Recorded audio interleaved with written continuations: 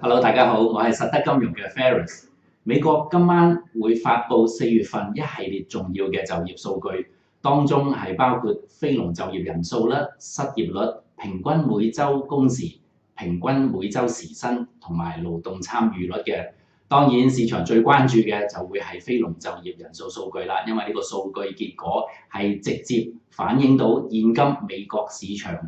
個就業市場咧究竟係有幾健康嘅。今次咧，市場普遍預期咧係有20萬嘅非農數據，相比起上一次21萬5咧，就係輕微下跌嘅。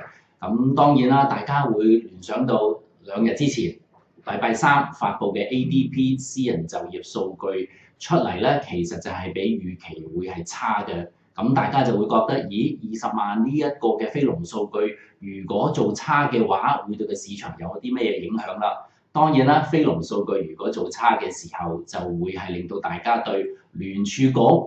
唔會有呢一個加息嘅迫切性嘅時候啦，咁對個風險承受意欲係會有一個嘅推動作用嘅。換句話嚟講，如果個非農做差，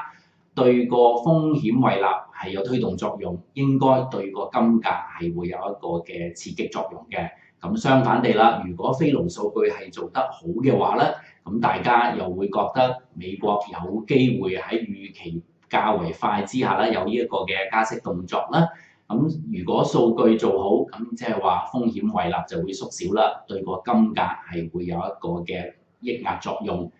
如果個數據係介乎20萬左右嘅，對個金價未必有一個好大嘅影響。但係如果個數據落翻去，好似譬如1月份嗰個數據咁樣啦，因為1月份嘅時候非農係做15.1萬嘅啫。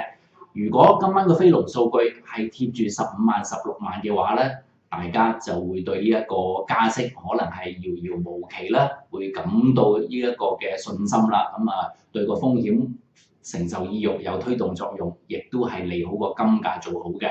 如果個非農係做差嘅，對個金價有推動作用啦，金價今晚有機會咧去試1296呢一個嘅水平。相反地啦，如果個非農數據係做好嘅，講緊係20萬樓上嘅話咧，對個金價應該會有抑壓作用，金價有機會咧被推低翻到落去1270呢一個水平嘅。故此短期間金價個範圍會喺1270至到1296呢一個範圍運行嘅。如果個數據係做差嘅，都係建議做翻一啲好倉盤啦。如果數據係做好嘅，對個金價會有啲壓力啦。似乎咧睇淡個金價會係較為有勝算大嘅機會啦。好，今日就同大家講住咁多先，再會。